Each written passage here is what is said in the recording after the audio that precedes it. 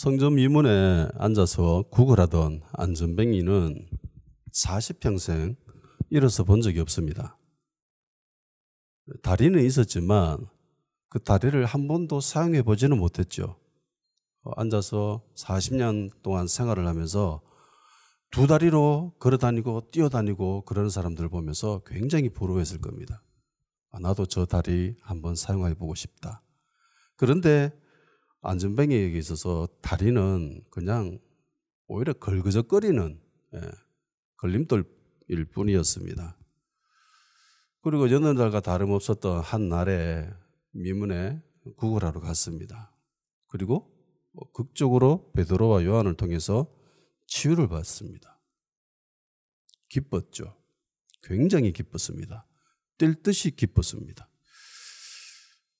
가끔 꿈에서나 혹은 상상에서나 생각하던 일들이 실제가 된 거예요. 현실이 된 것입니다. 너무나 기뻤습니다. 그래서 그 기쁨을 자기 나름대로 아주 극적으로 보이기 시작합니다.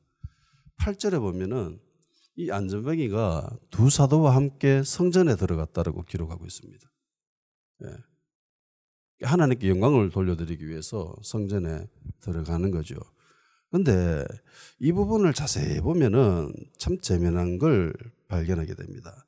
8절 한번 보세요. 뛰어서서 걸으며 그들과 함께 성전으로 들어가면서 걷기도 하고 뛰기도 하며 하나님을 찬송하니, 그렇게 되어 있습니다. 그러니까 미문에서 성전, 하나님이 계시는 그 성전, 성소까지는 거리가 꽤 됩니다.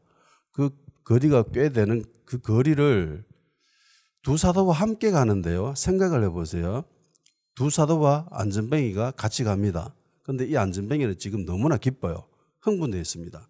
극도로 흥분한 상태입니다. 그러면서 같이 가는데 걸어갔습니다. 그리고 뛰기도 했습니다. 그러면 함께 갈 수 있나요? 뛰어버리면? 함께 못 가죠. 동행하고는 있지만은 뛰어가 버리면은 가버리는 거잖아요. 근데 함께 들어갔대요. 그러면 이렇게 될 수 있는 방법은 하나밖에 없죠. 다다다 달려갔다가 다시 또 사도들한테로 두다다다 달려오고, 그리고 같이 걸어가 보기도 하고 뛰기도 하고 점프하기도 하고 그랬다라는 겁니다. 그러니까 마치 우리가 강아지를 산책시키러 나갈 때 가끔씩 이렇게 견주와 친밀감이 형성되어 있는 상태에서의 강아지는 끈을 놓아도 지 혼자 우르르 달려갔다가 뒤로 한번 또 보지요. 그리고 주인이 안 따라오면 또 주인한테로 또르르 달려와요. 그리고 또 기뻐가지고 또 우르르 달려갔다가, 마치 산책하는 강아지 모습처럼 이 안전뱅이는 너무나 기뻤습니다. 걸어가다가 점프하다가 막 달려갔다가 다시 또 사도한테로 돌아왔다가, 그래야 보조를 맞출 수 있거든요. 같이 갈 수 있거든요. 근데 이 사람의 나이가 40입니다. 요즘 40은 청년이죠. 그야말로 청년입니다. 그런데 당시 유대 사회에 있어서 40이면은요, 나이 40이면은 매우 고령자입니다. 장로 취급받는 나이입니다. 그럼에도 불구하고 이 사람은 그 나이가 전혀 개의치 않았습니다. 솔직히 이 두 사도들보다 나이가 더 많았을 거예요. 왜냐하면 예수님의 나이가 33살 때 죽으셨잖아요. 십자가에 달리셨잖아요. 그럼 미루 보건대 제자들도 아마 그 비슷한 나이거나 혹은 나이가 적거나, 많아봐야 뭐 한두 살 더 많거나 뭐 그 정도일 거예요. 그러니까 랍비와 제자와의 관계니까 나이차가 그렇게 이렇게 극적으로 벌어지지는 않습니다. 그럼에도 불구하고 이 나이 40인 안전뱅이는 그저 좋아가지고 사도와 함께 가는 게 마치 견주 앞에 뛰어가는 강아지처럼 그런 모습을 보이고 있다는 거예요. 너무나 천진난만한 어린아이와 같은 모습입니다. 그런데요, 급기야 이 치유받은 이 사람은 베드로와 요한을 붙잡고 놔주지 않습니다. 11절에 보면 이렇게 되어 있죠. 나은 사람이 베드로와 요한을 붙잡으니, 붙잡고 안 놔줬습니다. 떨어지지 않으려고 했습니다. 못 가게 한 거예요. 가지 마세요. 꽉 붙잡고 있는 겁니다. 이 단어는 헤롯이 세례 요한을 결박할 때 쓴 단어입니다. 그만큼 강력하게 붙잡았다는 거죠. 원어적인 의미는 어깨에 매달리다라는 뜻이 있습니다. 마치 아이가 부모 어깨에 매달리듯이 그렇게 꽉 매달려가지고 절대로 놓지 않으려고 하는 그런 모습을 보이고 있다는 거예요. 그러니까 이 사람에게는 두 사도가 마치 부모처럼 보였을 것이고 신적인 존재처럼 느껴졌을 겁니다. 안 그렇겠어요? 40평생 앉아있다가 나는 이대로 그냥 삶이 끝나는구나 라고 생각했는데 갑자기 막 기적같이 다리가 막 힘을 얻어가지고 막 뛰어다니는 거예요. 근육도 없는 다리가. 너무나 신기하고 너무나 감사하고 그 고마움을 표현할 길이 없어서 이 사람은 두 사도를 붙잡고 놓지 않았습니다. 이 모습이 사람들한테 보여지기 시작합니다. 그리고 사람들이 깨닫기 시작하죠. 저 사람 미문에 앉아있던 안전뱅이 아이가. 미문에서 한번 그 일을 겪었는데 와가지고 솔로몬 행각이라는 곳에서 이 안전뱅이가 하고 있는 모습을 보면서 사람들이 점점 소문을 퍼뜨리기 시작하는 겁니다. 그리고 사람들이 몰려들죠. 예루살렘이 소란스럽기 시작합니다. 이 솔로몬 행각이라고 하는 것은 원래 랍비들이 제자들을 가리키는 그런 곳으로 사용되어졌습니다. 그리고 예수님도 여기에서 설교를 하신 적이 있습니다. 사람들이 솔로몬 행각이라는 곳으로 막 몰려들기 시작했습니다. 성령의 권능이 드러나는 곳에는 사람들이 몰려들게 되어 있습니다. 두 사도에게 성령의 권능이 임하게 되고 그리고 그 일로 통해서 기적이 나타나고 그러니까 사람들이 막 몰려들지요. 성령의 충만함 받아서 성령의 권능이 나타났습니다. 초대교회 당시 이런 성령의 역사로 통해서 많은 사람들이 주님께 돌아오게 되는 계기가 됩니다. 출입문이 된 거예요. 방언으로 인해서 3,000명이 돌아오죠. 물론 베드로가 설교를 했습니다. 그리고 안전뱅이를 치유하는 이 사건으로 통해서 5,000명이 돌아오죠. 물론 베드로가 설교를 했습니다. 그러니까 성령의 권능이 드러나서 사람들이 치유받고 회복되고 묶인 자들이 자유케 되고 뭐 귀신 떠나가고 막 사람들이 막 살아나는 그런 역사가 일어나게 되면은 막 사람들이 소문을 퍼뜨리기 시작하죠. 그리고 사람들이 몰려들게 됩니다. 물론 성령의 권능이라고 하는 것은 이런 단지 초자연적인 현상에만 국한되는 것은 아닙니다. 뭐 사랑이나 섬김이나 뭐 희생이나 봉사나 구제나 이런 것들도 성령의 권능에 속합니다. 갈라디아서 5장 22절 23절에 이야기하고 있는 성령의 열매도 이와 같습니다.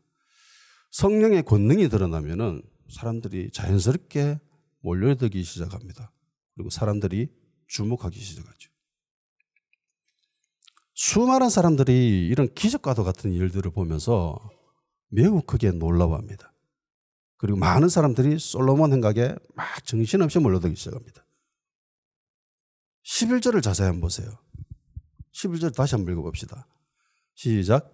나은 사람이 베드로와 요한을 붙잡으니 모든 백성이 크게 놀라며 달려나와 솔로몬 행각이라 불리는 행각에 모이거늘.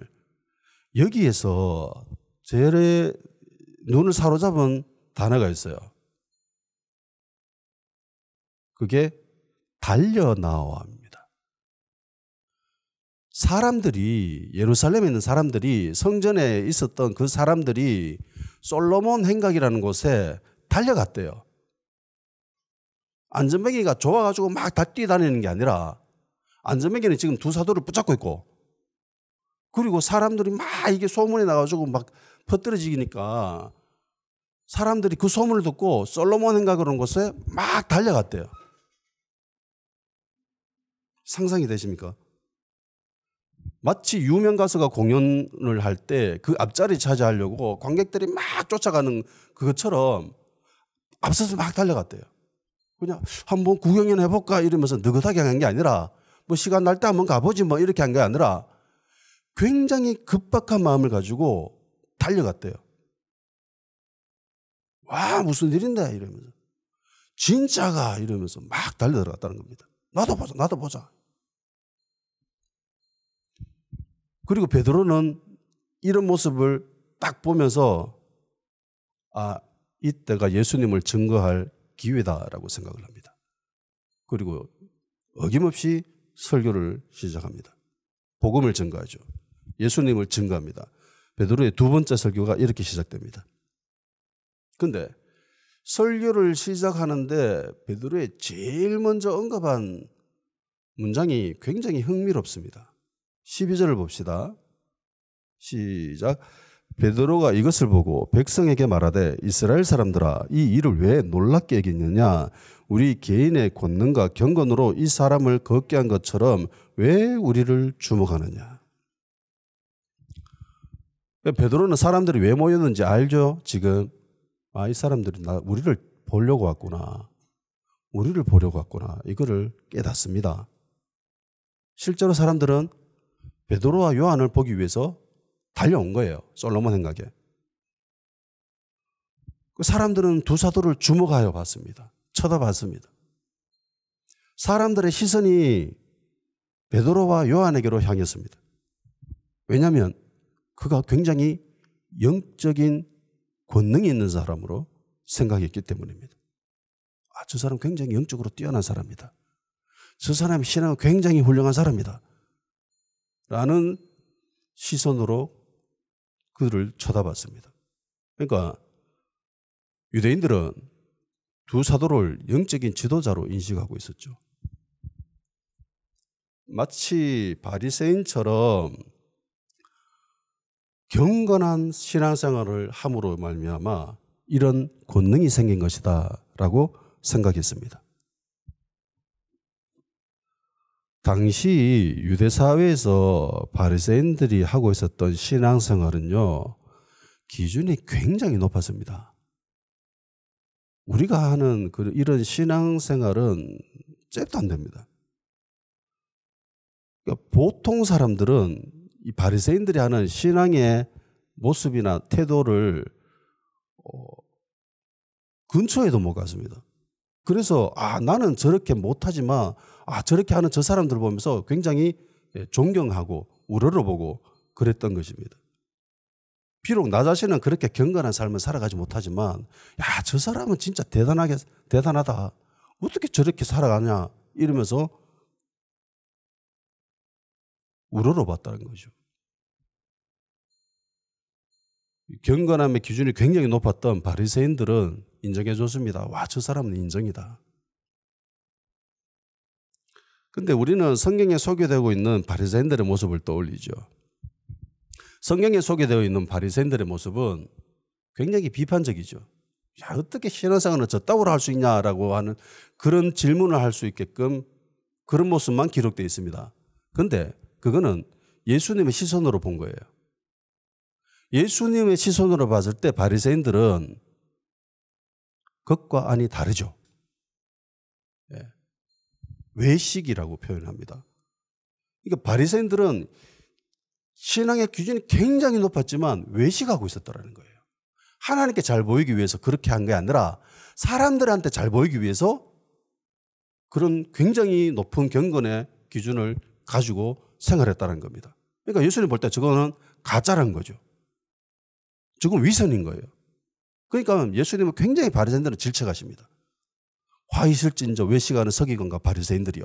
화 있을저 외식하는 서기관과 바리새인들이요. 이 말씀을 수차례 언급하시면서 바리새인들을 서기관들을 책망하십니다. 그런데 일반적인 사람들은 그 사람의 속을 모르잖아요. 사람들은 절대로 그 사람의 속을 판단하고 행동하고 뭐 말하고 그렇게 해서는 안 됩니다. 우리는 그냥 겉으로 드러나는 것을 보고 생각할 수밖에 없어요. 겉으로 드러나는 바리새인들의 신앙생활의 기준은 굉장히 높았거든요. 그러니까 대부분 사람들이 존경했습니다. 그리고 바리새인과 같은 그런 삶을 살아야겠다라고 생각하는 사람들도 그렇게 많지는 않았어요. 왜냐하면 너무나 힘들었기 때문에.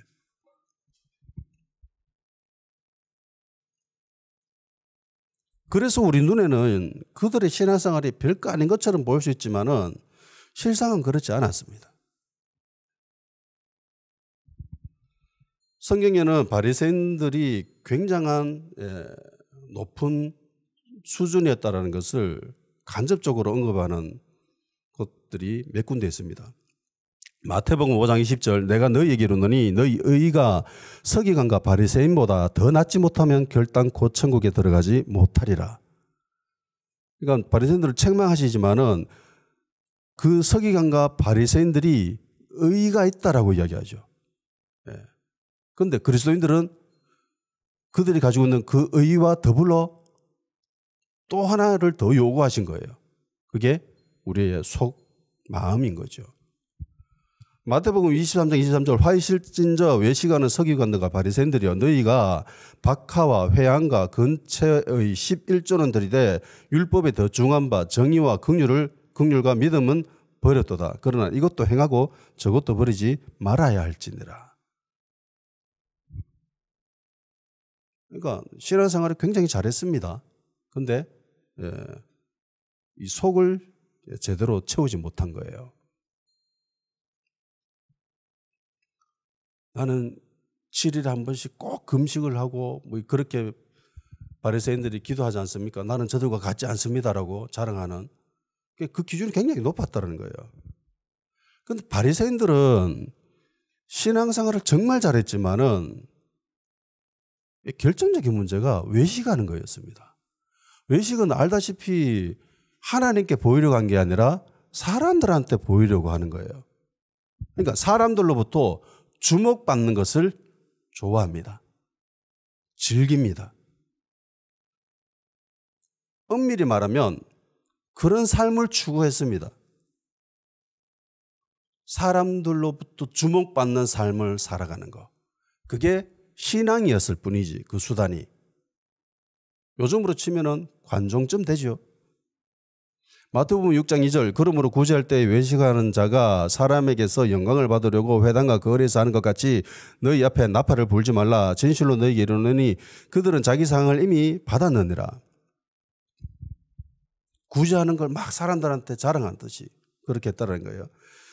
마태복음 6장 5절 또 너희는 기도할 때 외식하는 자와 같이 하지 말라. 그들은 사람에게 보이려고 회당과 큰 거리 어귀에 서서 기도하기를 좋아하느니라. 내가 진실로 너희에게 이르노니 그들은 자기 상을 이미 받았느니라.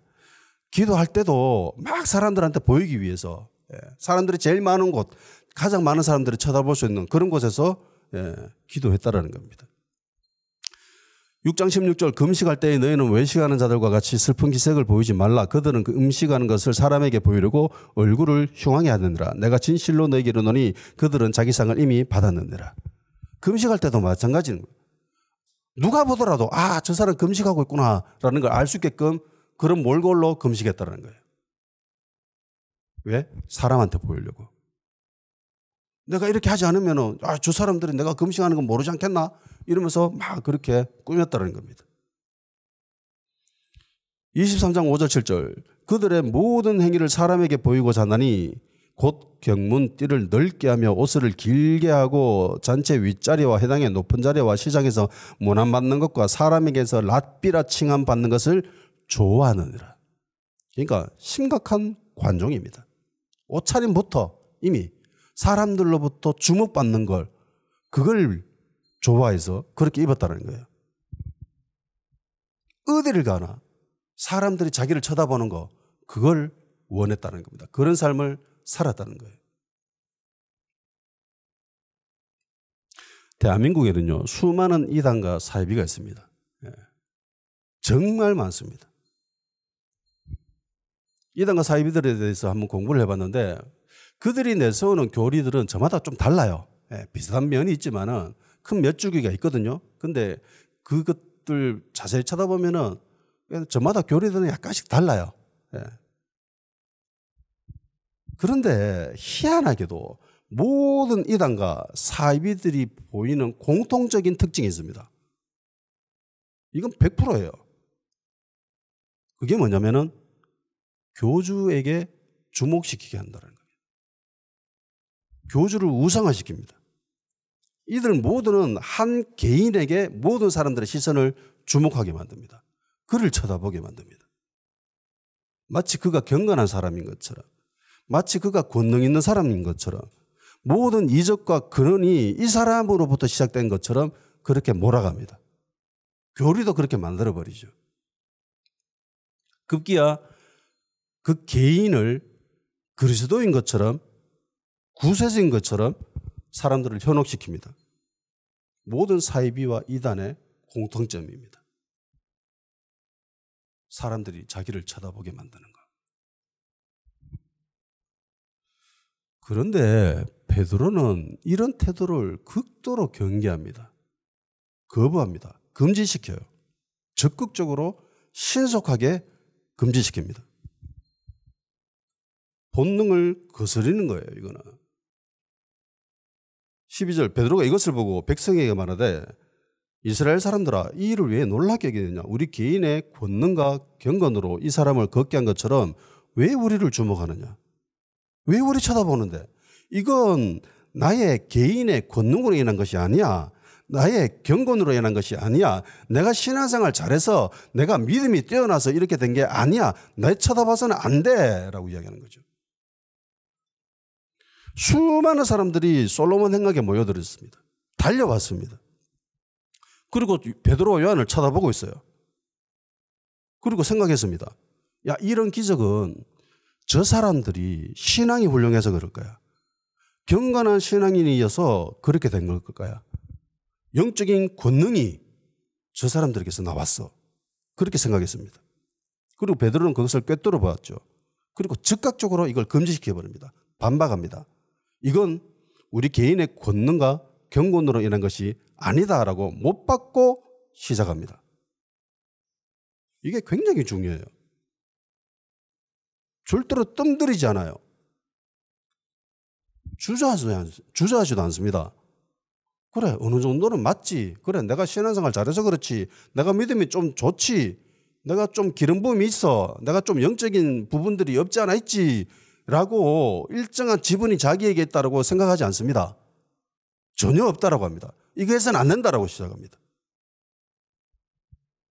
사람들이 막 지지해주고 인정해주고 쳐다보고 떠받들어주면은 그거 뿌리치기가 쉽지 않아요. 사람들이 자신을 좋아하는 거, 이거 누구나 좋아하는 거잖아요. 인간이라면 누구나 좋아합니다. 제가 아는 훌륭한 목사님이 계신데, 근데 이 목사님도 이 분야에서만큼은 자유롭지 못해요. 걸려 넘어져요. 사람들이 자기를 막 좋아해주고 이러는 거, 칭찬해주고 쳐다보고 이러는 거, 그거 즐기고 있더라고요. 보통 사람들은 돈이 전부라고 생각합니다. 사람들이 살아가는 데 있어서 돈을 추구하며 사는 게 인생의 전부라고 생각하기 쉽습니다. 그런데요, 돈 있는 사람들을 한번 보세요. 그 사람들이 무엇을 추구하는지. 대부분의 사람들이요, 돈이 있으면은 돈보다는 명예를 더 추구합니다. 사람들이 자기를 쳐다보고 막 주목하고 막 떠받들고 그러는 거. 자기를 우상화시켜주는 거. 그걸 더 좋아해요. 독재자들 보세요. 독재자는 그 나라에 있는 모든 재화가 자기 거죠. 예, 마음 먹으면 사람도 죽이고 그거 다 자기 거예요. 그들이 돈을 더 모으려고 해요? 아니죠. 자기를 우상화합니다. 독재자들은 한결같이 자기를 우상화시킵니다. 우상이 뭐예요? 쳐다보는 거잖아요. 주목하는 거잖아요. 그걸 즐기는 거예요. 우리가 쳐다봐야 될 존재는 하나님밖에 없지요. 예수님밖에 없습니다. 그런데 인간이 타락하고 난 뒤부터 인간은 늘 하나님의 그 놀이를 해요. 자기가 마치 하나님인 것처럼. 그걸 즐겨합니다. 여기에서 치유하는 사역자들이 저지르기 굉장히 쉬운 함정이 드러납니다. 대부분 사역자들이 이 고비를 넘기지 못하고 넘어지는 경우가 굉장히 많습니다. 성령의 권능으로 치유가 나타나고 놀라운 이적과 기적이 일어나잖아요. 그러면 자연스럽게 사람들이 막 몰려듭니다. 사람들이 쳐다보죠. 인정해 줍니다. 와, 저 사람 대단하다. 저 사람 영적인 파워가 너무 엄청나다 이러면서. 저 사람한테 기름 부음이 대단하다 이러면서 막 몰려듭니다. 저 사람의 경건과 저 사람의 권능을 봐라 이러면서 주목하기 시작하죠. 목사님이 경이로운 대상으로 인식하고 주목하기 시작할 때 그때 목사들은 사역자들은 굉장히 극도로 경계심을 가지고 사람들이 그렇게 하지 못하도록 금지시켜야 됩니다. 머뭇거려서는 안 돼요. 이게 즐겨서는 안 됩니다. 솔직히 사람들로부터 인기를 얻고 주목받고 지지해주고 존경 어린 눈으로 쳐다보고 이러는 거 그거 싫어하는 사람이 누가 있습니까? 인간의 본능이에요. 이거는. 자기를 좋아하는 사람을 좋아해 주는 거. 자기를 싫어하는 사람을 사랑하는 거 그런 사람이 없지요. 예수님은 그렇게 하라고 했습니다. 너희 원수까지 사랑하라고 했습니다. 그게 힘드니까. 그렇게 할 수 있는 사람은 솔직히 없어요. 예수 믿는 사람이라 할지라도 그렇게 하기가 쉽지 않아요. 이건 본능입니다. 나를 좋아해 주는 사람을 좋아하는 거. 그런데 그리스도인이 살아남으려면은 사람들이 자신을 막 주목하고 쳐다보고 지지해주고 막 응원하고 그럴 때 수습시켜야 됩니다. 처음부터 단호하게 거부해야 됩니다. 즐겨서는 안 됩니다. 이건 하나님의 영광을 가로채는 행위예요. 모든 영광은 주님께 올려드려야 됩니다. 모든 시선을 주님께로 가야 되는 거예요. 그런데 그 시선의 일부를 자기가 취하고 있습니다. 좋으네 이러면서. 그래 내가 좀 영빨이 있지. 내가 좀 대단한 사람이지.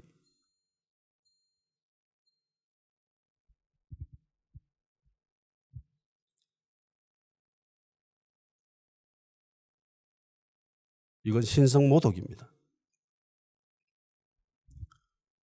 그가 치유한 게 기적과 이적이 나타나는 게 그 사람의 개인의 권능으로 인한 게 아니라고 하죠. 베드로가. 경건으로 인한 것도 아니라고 합니다. 믿음으로 인한 것도 아니라고 합니다. 이건 하나님이 하신 거예요. 예수 그리스도를 믿는 믿음으로 인한 것이라고 합니다. 16절 그 이름을 믿음으로 그 이름이 너희가 보고 아는 이 사람을 성하게 하였나니 예수로 말미암아 난 믿음이 너희 모든 사람 앞에서 이같이 완전히 낫게 하였느니라. 우리가 한 게 아니라고 하는 거죠. 그런데 겉으로 보면은 두 사도가 있거든요. 그래서 사람들이 몰려들었어요. 와, 저 사람이 했구나 이러면서. 저 사람이 영빨이 대단하다. 믿음이 대단하다. 신앙이 엄청나다 이러면서 몰려들었습니다. 그런데 베드로는 이걸 금지시켜버려요. 날 쳐다봐서는 안 돼라고 하면서.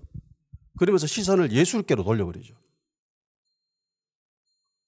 신앙생활에서 자신을 부인하고 나는 무익한 종입니다라고 고백하는 것은 이건 그리스도인들에게서 자연스러운 일이어야 합니다.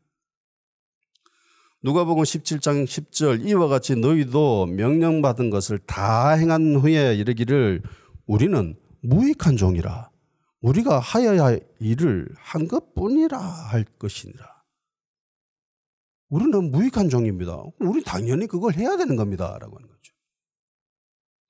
마태복음 16장 24절 예수께서 제자들에게 이르시되 누구든지 나를 따르거든 자기를 부인하고 자기 십자가를 지고 나를 따를 것이니라.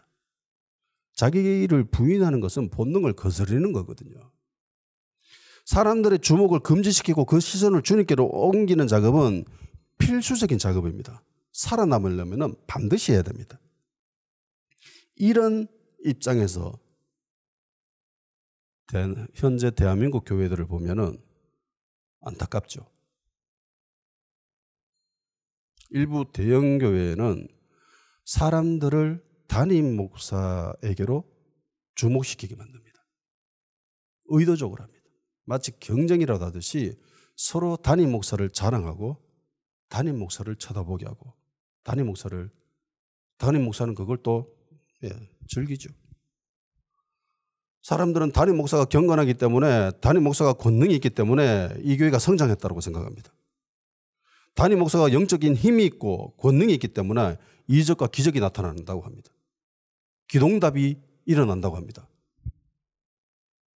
그리고 담임 목사를 주목하죠. 쳐다봅니다. 우리 교회가 영적인 권능이 있는 교회가 된 것은 담임 목사의 기도와 믿음 때문이다. 신앙 때문이다. 담임 목사님 신앙이 좋아가지고 우리 교회가 이렇게 크게 성장한 것이다. 대형 교회가 된 것이다. 그렇게 생각하죠. 그리고 가만히 들여다보면은 일부 대형 교회 담임 목사들도 이 생각에 동의합니다. 그래, 내가 그랬지. 내가 신앙이 좀 좋아. 내가 기도 생활 정말 잘하지. 내가 믿음이 정말 좋지. 내가 기도하면 하나님 반드시 응답해 주셔. 말로는 모든 영광을 하나님께 돌려드립니다라고 하면서 일부는 슬쩍 자기 것으로 취하지요. 사람들이 자기를 쳐다보는 거, 자기를 지지해주고 응원해주고 그러는 거 즐기죠. 물론 그렇지 않는 교회들이 대부분입니다. 그런데 일부 교회에서 이런 모습이 나타나는 것 또한 현실입니다.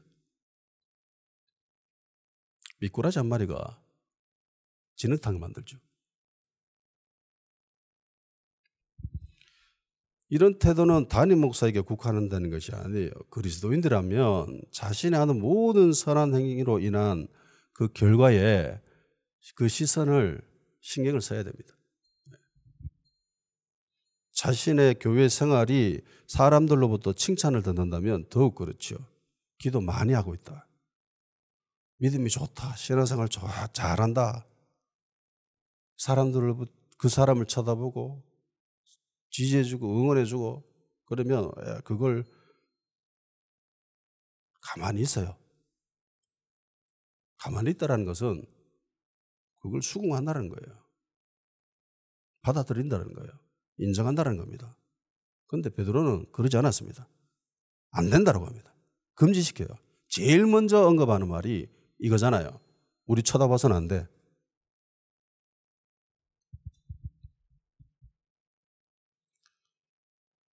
기도 요청이 있어서 기도해 줬는데 기도가 응답되었습니다.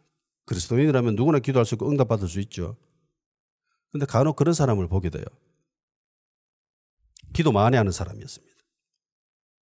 모든 사람들이 저 사람 기도 많이 한다는 걸 알고 있습니다. 그 사람과 대화를 할 기회가 있어서 몇 번 해봤는데 자기가 기도해줘서 저 사람이 기도 응답받았다는 것에 대해서 굉장히 자긍심을 가지고 있었습니다. 내가 기도해줘서 저 사람이 기도 응답받았다. 그래서 굉장히 자긍심을 가지더라고요. 그걸 보면서 속으로 두 가지 마음이 생겼습니다.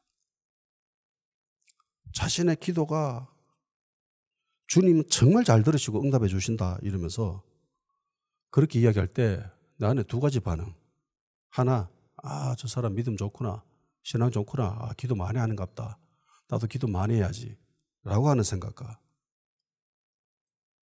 근데 그걸 왜 자랑하지? 왜 자신을 응원하지?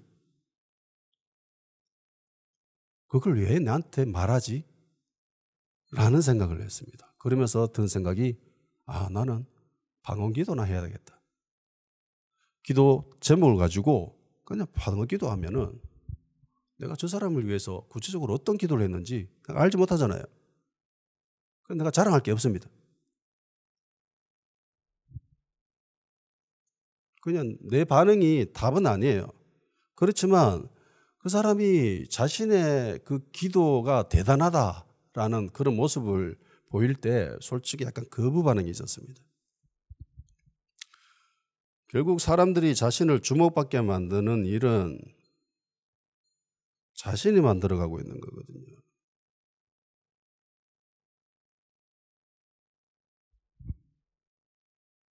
그리스도인들에게 있어서 가장 치명적인 죄가 있습니다. 이 죄에 걸리게 되면은 쉽게 넘어집니다. 그게 교만입니다. 나니아 연대기를 지은 C.S. 루이스라고 하시는 분이 순전한 기독교에 대해 그 책에서 그렇게 적어놨습니다. 교만은 병으로 치면 암과 같은 존재다. 그리고 그리스도인들이 암에 걸리게 하는 마귀의 전략은 이런 것과 같다라고 합니다. 감기를 치유하면서 암에 걸리게 해주는. 예를 들어서 이런 거예요. 불신자였습니다. 예수님을 믿어 신앙생활을 합니다. 근데 자기 모습을 보니까 술 마시고 담배 피고 삶이 엉망인 거예요. 야, 이래서는 안 되겠다라고 생각을 합니다. 그리고 술을 끊었습니다. 담배를 끊었습니다. 잘한 것이지요. 예, 해방되었잖아요. 묶임에서. 그리고 옆에 있는 사람들을 쳐다보기 시작합니다. 담배 피우는 사람이 있어요. 술 먹는 사람이 있어요. 자기는 끊었는데 그 사람을 보고 판단하고 정죄하기 시작합니다. 네 그래가 신앙생활 해가 되겠나? 네 믿음이 그거밖에 안 되나? 이러면서 막 정죄하고 비판하기 시작합니다. 암에 걸린 거예요. 감기를 낫게 해주면서 암에 걸리게 만드는 게 바로 이와 같다는 겁니다. 교만이 자라면 넘어져요. 이스라엘 초대왕이었던 사울은 사람들로부터 주목받는 건 너무나 좋았습니다. 사울이 죄를 지어서 사무엘이 와가지고 그 모습을 보고 죄에 대해서 질책하고 책망하고 막 이야기했는데도 잘 알아듣지 않죠. 내가 아니다. 저 백성들이 원해서 그런 거다. 이러면서 막 떠넘깁니다. 계속 집요하게 추궁하니까 나중에 인정하지요. 그래, 내가 죄를 지었습니다. 내가 하나님보다 백성들을 더 두려워했습니다. 그러면서 사울이 굉장히 이상한 말을 합니다. 사무엘상 15장 3절 30절입니다.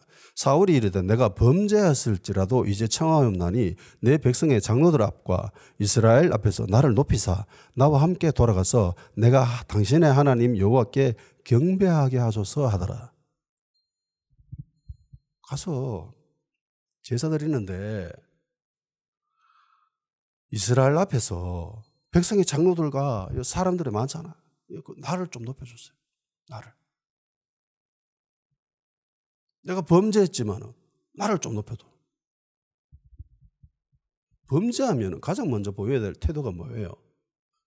깨달았을 때. 당신 죄를 지었습니다. 다윗이 범죄했을 때 선지자 와가지고 책망하잖아요. 그 사람이 당신이다 이러면서. 죄를 꼭 집어서 이야기하니까 다윗이 뭐라고 합니까? 어떤 행동을 보여요? 회개하죠. 그런데 사울은 회개하지 않습니다. 내가 범죄하였을지라도 나를 좀 높여줘. 내 체면이 있잖아. 내가 왕인데 백성들 앞에서 내 체면이 있는데 나를 높여줘. 처참하게 무너집니다. 그리고 사람들이 더 이상 사울을 쳐다보지 않고 다윗을 쳐다보죠. 사울이 죽인 자는 천천히요 다윗은 만만이로다 하니까 사울이 막 극도로 화를 냅니다.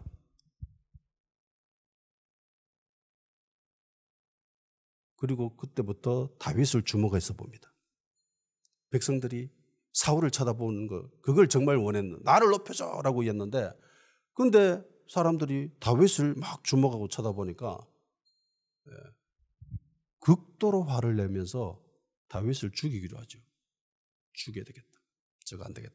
죽여야 된다. 그리고 하나님이 부르시는 악령이 사울에게 힘있게 내립니다. 사무엘상 18장 10절 그 이튿날 하나님께서 부르시는 악령이 사울에게 힘있게 내리매.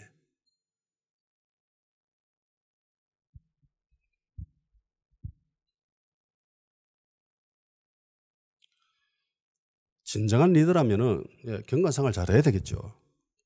근데 신앙생활 정말 열심히 하고 경건한 생활을 하면서 기도 정말 열심히 하고 그렇게 되면은 대부분 백성들이 바리새인들을 우러러보듯이 성도들도 담임 목사를 그렇게 쳐다봅니다. 리더들을 그렇게 쳐다봅니다.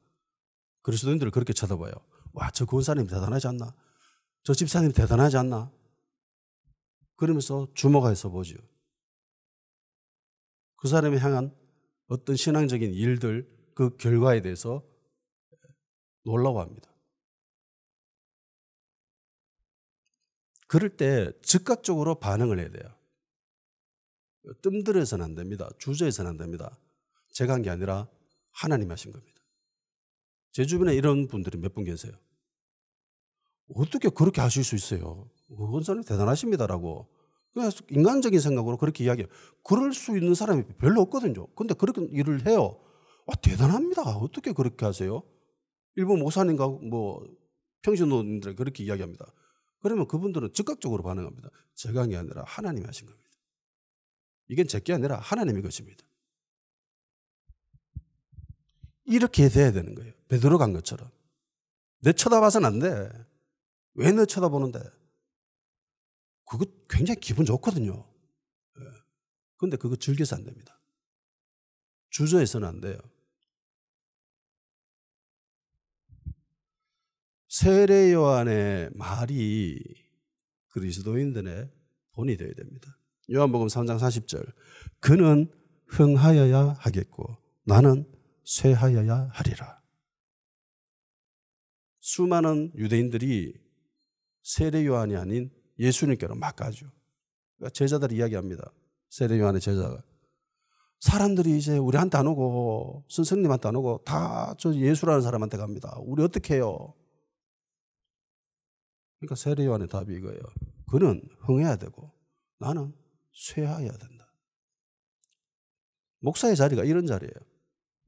목사를 쳐다보는 게 아니라 예수님을 쳐다보게끔. 믿음이 없어서 혹은 신앙이 약해서 나를 쳐다보는 사람이 있으면 그 사람의 시선을 붙잡아 가지고 야, 예수님 쳐다보세요 라고 돌려줘야 되는 거예요. 그런데 일부 목사들은 그걸 취하죠. 그렇죠. 제가 좀 속으로 그렇게 생각합니다. 이러면 안 되는 거예요. 넘어집니다. 대부분의 이단 사이비 교주들은 이걸 즐겨야 해요. 굉장히 위험한 태도예요. 다 같이 기도하는 시간 가지도록 합시다. 성령의 권능이 나타나는 교회 되게 하여 주시옵소서. 그리하여 치유와 회복과 이적과 기적 같은 초자연적인 일들, 성령의 열매가 드러나는 그런 교회가 되게 하여 주시옵소서. 그렇게 됐을 때 사람들이 주목할 때 그것을 거부할 수 있는 힘을 우리에게 주시고 우리의 모든 시선이 주님께로만 향하게 하여 주시옵소서. 모든 영광을 주님께로만 돌려드리는 그런 성도와 교회가 되게 하여 주시옵소서. 다 같이 기도하시겠습니다.